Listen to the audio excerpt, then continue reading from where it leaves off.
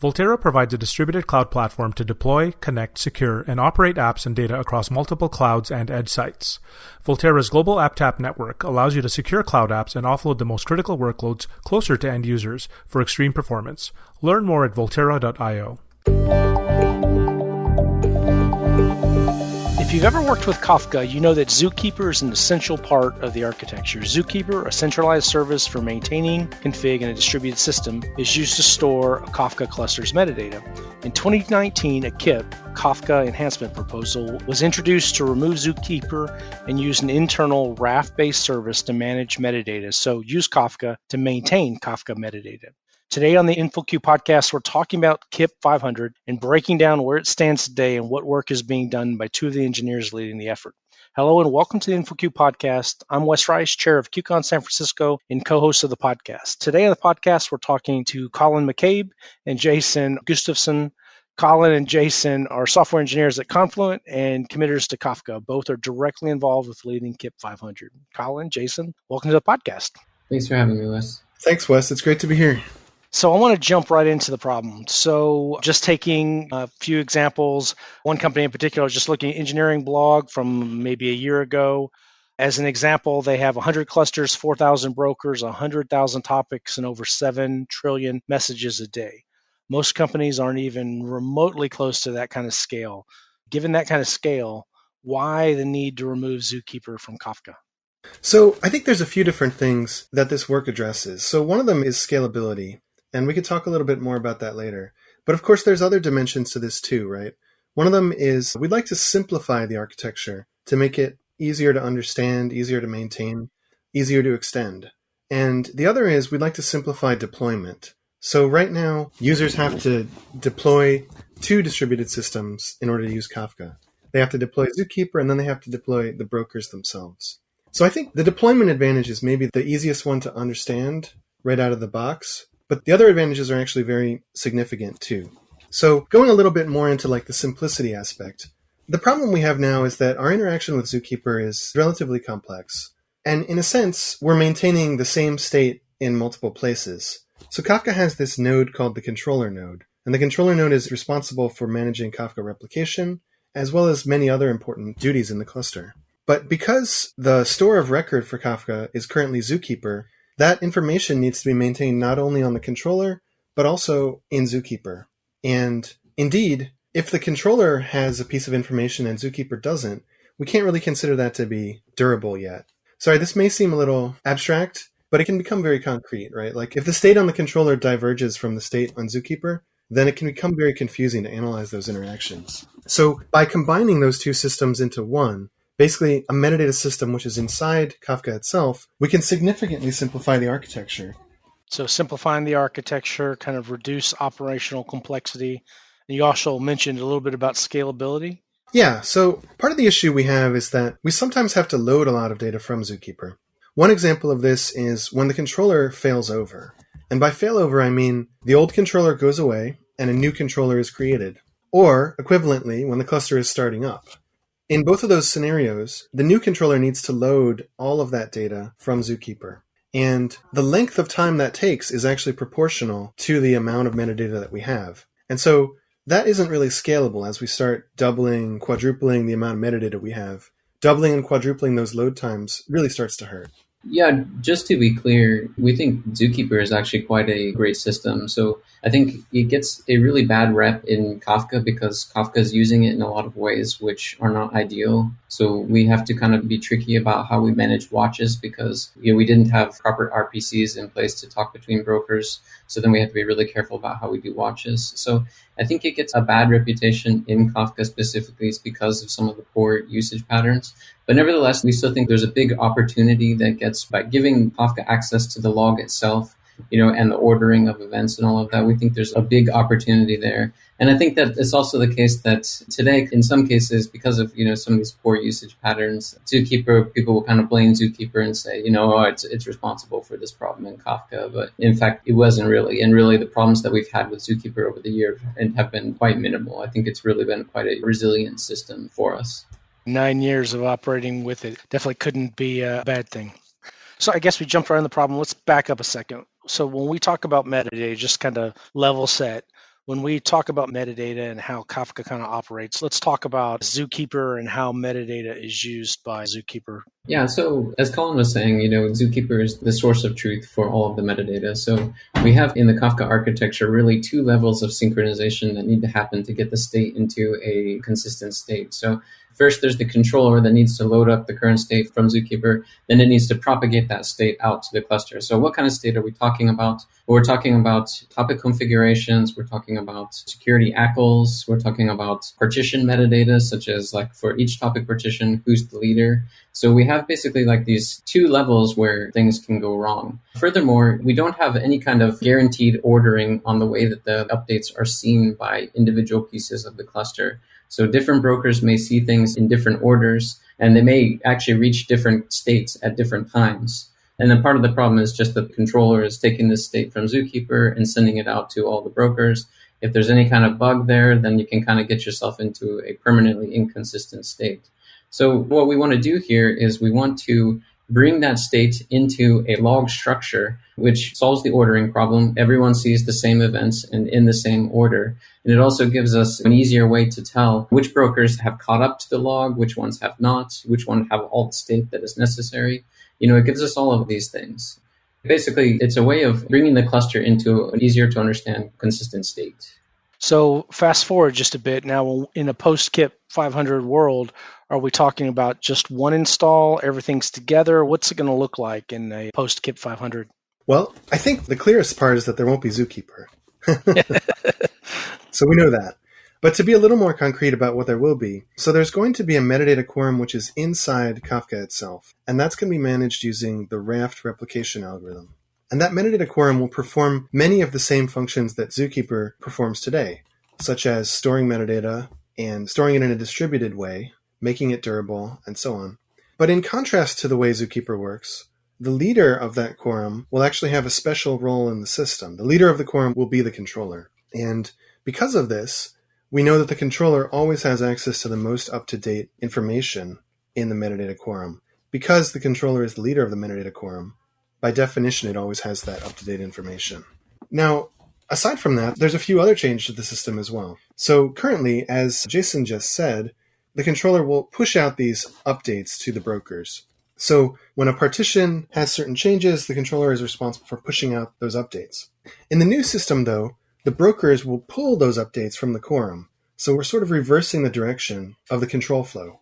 And the reverse direction has several advantages. One of them is that when you're pushing updates, you never quite know when to stop your retries, right? When is a node totally gone? It's kind of a tricky question. But on the other hand, when a node is pulling information, as long as the node is around, it knows that it needs to pull this, it needs to get this new information. So moving to a pull model actually simplifies how we do metadata propagation. More than that, though, because we know that metadata will be propagated in an ordered fashion, we can treat metadata as a series of events. And we know that that's a very powerful paradigm to use.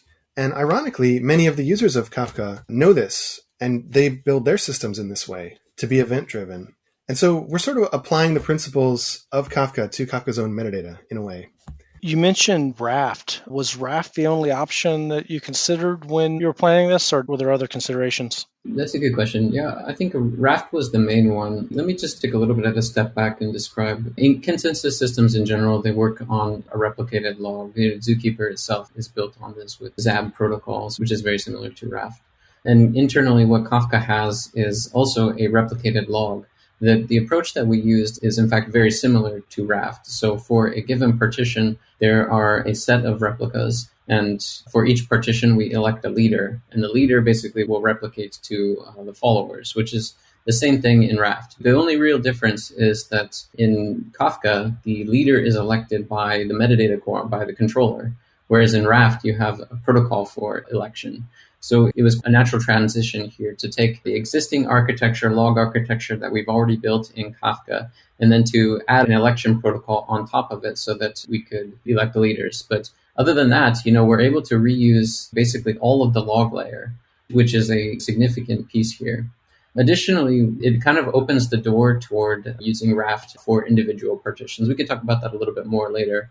But for all of these reasons, basically because we were already 80% of Raft, it kind of made sense to go ahead and do leader election to get that full 100% of the Raft protocol.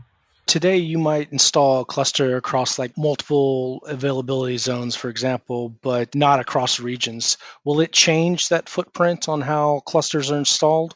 Yeah, I would say initially probably not. Initially, there still is a centralized quorum, which is responsible for all of the metadata updates. Now, one thing to keep in mind about Kafka is that centralized quorum, this is only involved when there are leader changes. When we're talking about the replication protocol itself, it's not going through that metadata quorum. So it's possible by tuning replication and whatnot to support cross-region replication.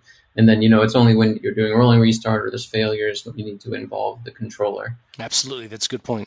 Additionally, though, I think this work does open the door. Once you kind of bring the consensus protocol in-house into Kafka, then you have some opportunities here. For example, I mentioned that there's partition replication with Raft. And then in that case, we wouldn't even need the controller quorum in order to elect leaders. We could do rolling restarts, basically, without relying on that metadata quorum. Additionally, I think it makes sense to consider sharding of that metadata quorum so that you can locate quorums based on regional quorums, if you will, so that the changes that you make locally are done on local quorums. So all of this is kind of like more in the line of future work, but it all kind of builds on taking this consensus into Kafka and really like owning that piece. I want to come back in just a minute to kind of the future state, the roadmap for Kafka and how some of the things involved with KIP-500 are affecting it. But before we do that, there's some other KIPs involved with removing ZooKeeper from Kafka. Let's talk about some of those. KIP-500 is kind of the main thing, but there's a bunch of supporting KIPs that are kind of in play. Are there any others that in particular here that you'd like to talk a bit about? There are a few that we can talk about. There's one thing I did want to mention that although the main part of this work, the ZooKeeper removal, we proposed this just a year ago. However, this has actually been a longer term movement for the Kafka in general. So if we rewind all the way back to like 0.8 Kafka, we have clients that had to contact ZooKeeper. All the tooling had to contact ZooKeeper. Basically ZooKeeper was really right in the way for basically everything that you can do with it. But we've been on a transition here for several years where first we built a new producer. It never talks to ZooKeeper. We built a new consumer. It never talks to ZooKeeper. So we had to build a lot of the functionality that we were using ZooKeeper for. So, like having a group coordination protocol. Additionally, we didn't have an admin client up until a few years ago as well. So most of the tooling that we had were involving like direct writes to ZooKeeper. And, ZooKeeper doesn't make a great API mechanism for this because it was basically like write to ZooKeeper and we have the controller listening for notification and such. And how do you actually give an error back in that case? These kind of problems. So what we did is we created an admin client that lets us communicate directly with the brokers. And it's also kind of solved a lot of the security problems because it is one of the operational issues with running two systems is that they each have their own security requirements and each their own protocols. So integrating with all that is more work. But we take the clients and we say, okay, well, the clients are only going to talk to the brokers. And then we start on this road. And basically, we wouldn't have even been able to propose the ZooKeeper removal if we didn't already have the bulk of the work and the clients already done.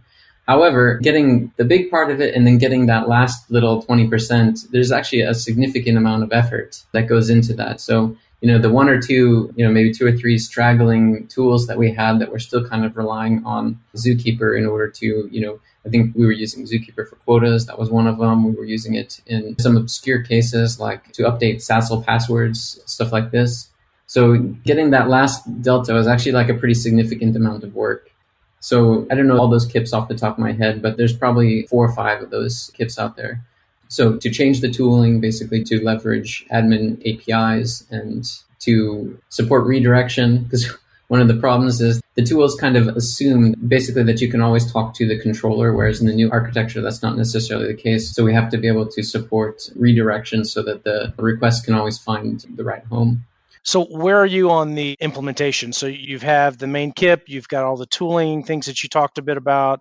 There's other ones like the snapshots with 630. There's a few that are out there. So where are you on the delivery for removing ZooKeeper from Kafka? So there's a few different phases of this. Obviously, there's the tools phase where we want to isolate the tools from ZooKeeper. and we're nearly done with that one. Curious, what's nearly done mean? Nearly done means that we have APIs for everything, but there are a few cases where we're going to need to have a slightly different approach. The main case where we need a slightly different approach is when we want to configure something and Kafka hasn't even been started. And there are one or two cases where we were doing that, and we're going to need a slightly different way of doing that in a world where there isn't ZooKeeper. Yeah, so just to add a little bit to that, I think the nice thing about having ZooKeeper is that you can sort of cheat on some of the bootstrapping problems because you can preload everything that you need. With KIP-500, you lose that. So you've got this chicken and egg problems popping up all over the place that, we have to think the way through. Yeah, I think that we will have some mechanism for preloading certain things. We're basically going to have a way of getting off the ground, right, for the cluster. And I actually think the way of getting off the ground will be probably cleaner without ZooKeeper because it'll be a lot more like a traditional makefs than what we have now, which is sort of a little bit ad hoc. But that is work that needs to be done. So coming to the larger question of, where we are about to merge the Raft work. So that KIP was accepted recently, KIP-595, and that's about to be merged into Trunk, hopefully in a month or less. In parallel with that, we've been working on the changes to the controller and the changes to the broker that we need to do to make KIP-500 work. And we're not currently in a state where you can run this, but we hope that we will be basically in a few months. So our goal is to have an alpha by the end of the year that anyone can run. Just basically pick up Kafka and run it in KIP-500 mode. And we expect that when you're in the alpha mode, there's going to be some rough patches, some things that don't work perfectly, but basically it'll be running. And from there, of course, there's a lot of other stuff that we do want to do. We want to be able to support upgrades. We want to be able to support all kinds of compatibility stuff. That's all very important. But this year is basically all about getting the first version out. And I think we're making significant progress there.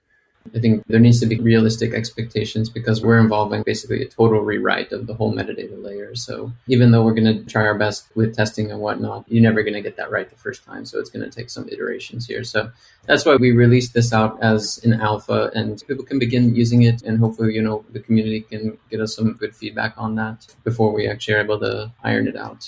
So what does it look like to have an alpha release for Kafka? Is it an experimental mode where you can enable something? What's that experience look like? Yeah, so it's going to be exactly what you said, an experimental mode that you can enable, and you can run your cluster in this mode. Now, initially, we're not going to support upgrading from non-KIP-500 clusters to KIP-500 clusters. We will, of course, support that later on. That's very important. But initially, when you run an alpha, it's basically going to be a sort of isolated thing. Is there any implication of running an alpha cluster in KIP-500 mode and other clusters not that have replication going on? I don't think so. We're not planning on changing the APIs that would be involved here. It sort of depends on what tools you're using to do replication, but the ones that I'm familiar with, it wouldn't be an issue. Yeah, I think that's right. Yeah, so I'm not sure if you're referring to tools like Mirror Maker that let you kind of replicate across clusters and whatnot. I think one thing is that the KIP-500 broker at a metadata level, of course, is a total rewrite, but at the client level, it's still using all of the same APIs. So, it's compatible with all of the clients going backwards, everything except the ZooKeeper-based ones. Yeah, if we talk about Mirror Maker, Mirror Maker 2, Replicator, those will all be fine. As part of this work with KIP-500, you're doing some work around snapshotting, some things with log compaction. Can you talk a bit about what the differences are, how they work together, and kind of what the new things will be with Kafka? As a part of KIP-500, we're building for the Raft log itself, the metadata log. You always need, because it's a replicated log, it's an append-only log, you always need some way to deal with garbage over time. How do you get rid of it to keep it from growing forever? So the approach that we've taken is a little bit more conventional from the perspective of the Raft literature that we use a snapshot, whereas Kafka typically has something called compacted topics. And the distinction between those two really is about, you can kind of think about compaction as an in-place snapshot. So basically we rewrite the full log contents and then we do an atomic swap. With the snapshot, it's actually a separate file which contains all the state of the system at some point. The reason why we wanted to do that is because for the metadata quorum for the controller, all of the state is already in memory. So compaction involves us doing a pass through all of the log in order to kind of build up that state and then rewrite it. Whereas snapshots, we can do them much more quickly because we already have the state in memory and already in a structure that's amenable to snapshots. This is just one example, but there's a lot of cases in KIP-500 where we are able to build some of these building blocks which actually help us solve problems with other parts of the system. So as an example of that, we have all of the consumer group metadata, consumer group offsets, and all of this stuff is managed by something similar to the metadata quorum. It's a replicated log approach. But basically, it has a single topic, an internal topic where we maintain all of this state. And then the leader of each individual partition becomes kind of like a coordinator for the group. And the reason why this is relevant is that whenever there's a failover, just as with the controller, the new coordinator has to reload all of its state. Currently, that involves actually scanning through the log. But with snapshots, we're able to build it up directly from a snapshot, which can be done much more frequently because we also have all that state in memory. So it gives us this building block, which lets us solve other problems in the system. Okay, so if I hear you right, then compaction is really about cleaning up logs, kind of getting rid of any garbage that might be in it. And the snapshots is really about kind of quickly, frequently being able to take state so that we can restore it quickly using in-memory data structures. All right, let's go back to the upgrade process. So you talked about a little bit before, initially when you get out with your alpha, there's not really going to be an upgrade process, but you are planning an upgrade process, an upgrade kind of strategy. Can you talk a little bit about what it will mean, what it'll look like to go from pre-KIP-500 to a KIP-500 release in kind of the future state of Kafka? So in order to upgrade to a KIP-500 cluster, you're going to want to upgrade to one of the bridge releases that we'll have. And the bridge release is a release where you can do this upgrade, and you can do that without taking any downtime, which is actually very important to us. Okay, can you dive in just a little bit more? What does it mean to be a bridge release here? The bridge release is a release that can be upgraded to the KIP-500 mode, and that implies several things. So one thing that it implies is that ZooKeeper is pretty well isolated, and there aren't tools that are going to talk directly to ZooKeeper or anything like that. Another thing is that the brokers have to be somewhat isolated from ZooKeeper as well. So these are things that we're doing at the level of the code to make this possible. And the bridge release may actually be a set of releases. It's pretty likely that, we'll maintain compatibility for a while to allow people time to transition. And what that looks like from the user's point of view is that if you're running a release that's prior to the bridge release and you want to be running a KIP-500 release, you have to go through a bridge release. So your upgrade path leads through one of the bridge releases. And I think this will become a bigger issue once we stop having ZooKeeper compatibility, which will be a while from now. But once we do that, then basically the bridge release will become a lot more relevant because you'll have this stepping stone that you'll have to do to upgrade from a really old release to a really new release. And this is something that Kafka hasn't done yet in the past. So we've always supported upgrading directly from the very oldest release to the very newest release. So this is a slight change to that, where basically in order to go from not KIP-500 to KIP-500, you'll need to go through a bridge release. And, we're very realistic about the way that people are not going to upgrade today. Even at Confluent, at our own cloud service, we're not going to, as soon as this thing is available, push it out to all the clouds. It's going to take time for people to get used to it, to get used to operations and get used to all new additional metrics that come with it. And to make all that happen, it can take several years. So that's why Colin mentioned that once we get to the bridge release, we're going to continue support for the ZooKeeper version of Kafka for some time, give people a longer time to update. Yeah, absolutely. It's definitely important to give people a path, and they're not going to want to upgrade on day one. Although we anticipate there'll be some early adopters who really want to try it out. And, a lot of those people are us, but there's actually a lot of people who aren't us who want to run the really latest, the coolest stuff. And I think that's going to be a factor too.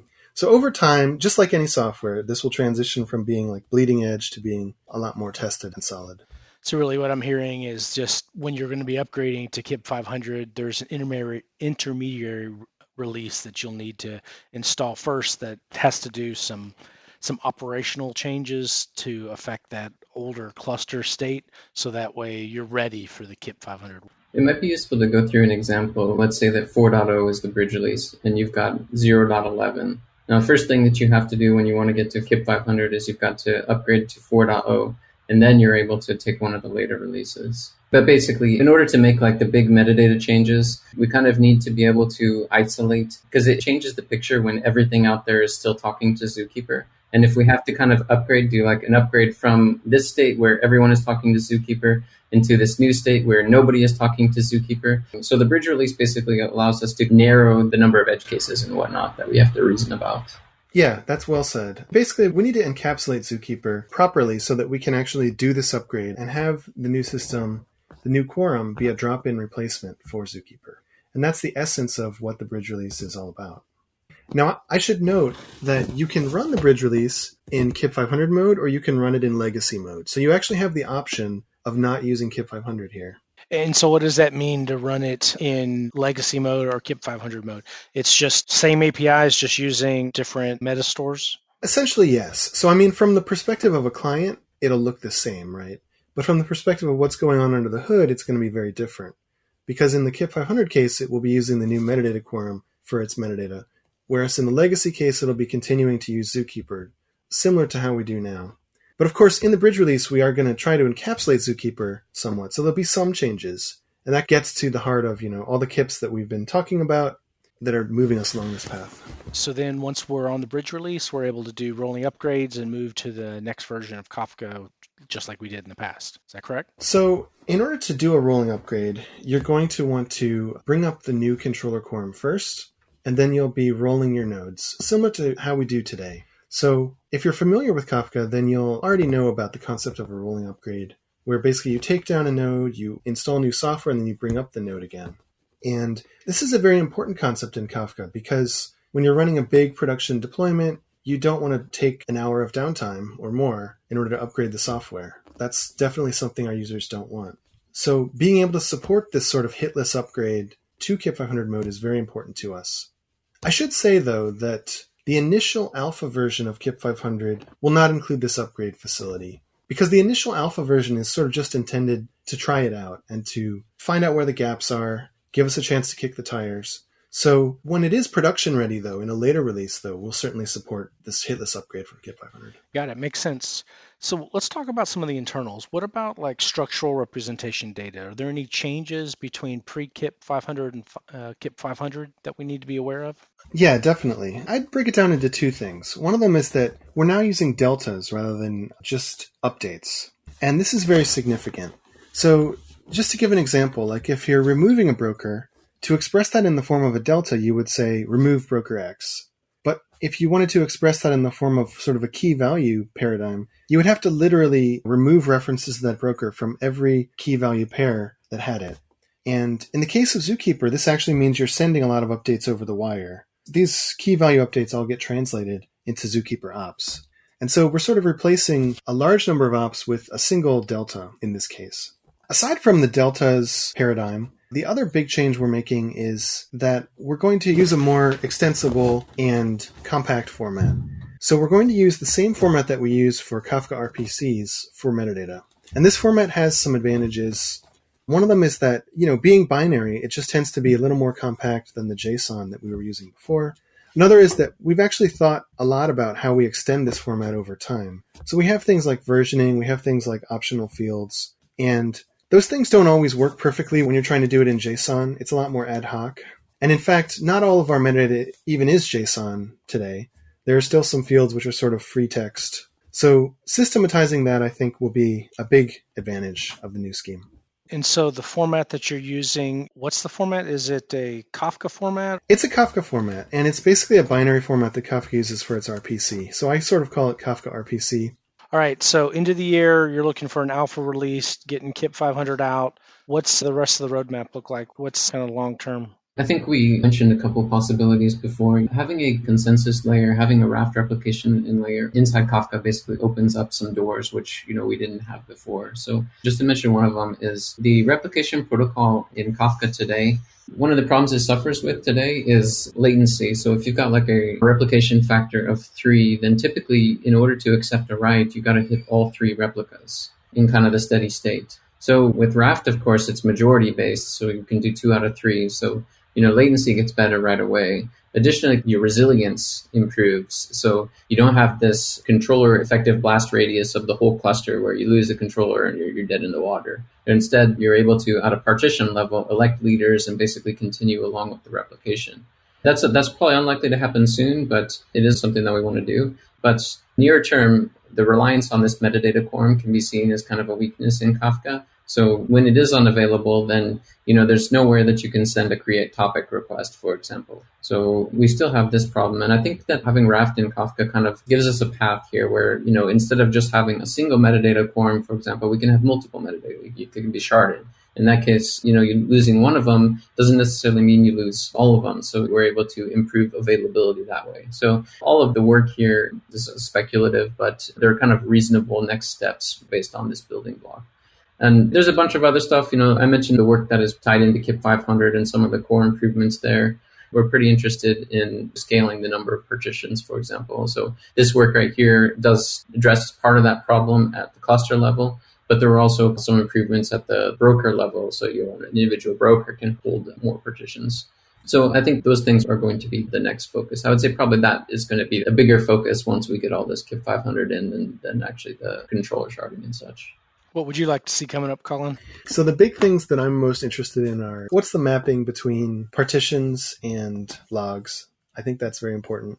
Another thing is, can we make partitioning more convenient and more extensible? Those are the big things that I think are going to be really interesting to us in the future. We have ideas. We've been throwing ideas against the wall. People have discussed them in the community.